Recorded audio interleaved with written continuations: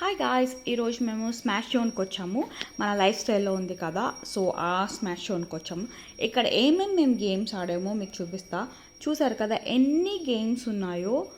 Teddy base, lucky games, ఇంకా చాలా చాలా విఆర్స్ ఉన్నాయి, చాలా చాలా గేమ్స్ ఉన్నాయి.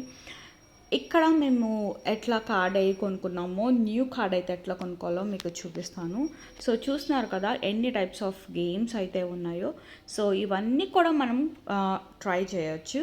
సో కార్డ్ వచ్చేసి ₹30 నార్మల్గా కార్డ్ అయితే. సో రీఛార్జెస్ చేసుకోవాలంటే ₹100 రీఛార్జ్ చేసుకుంటే మనం 84 క్రెడిట్స్ వస్తాయి.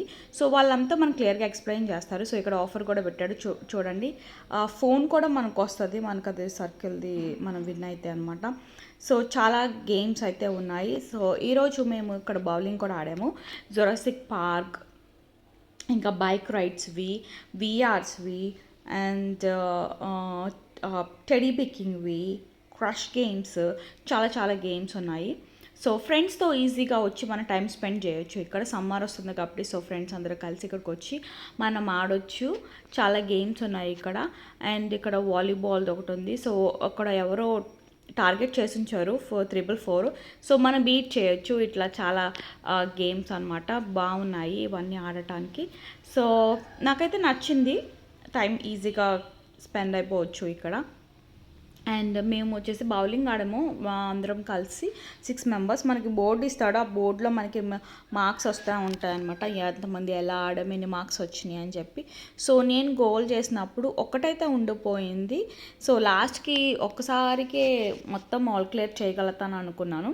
సో నెక్స్ట్ టైం ట్రై చేసినప్పుడు సో గోల్ చేశాను అనమాట.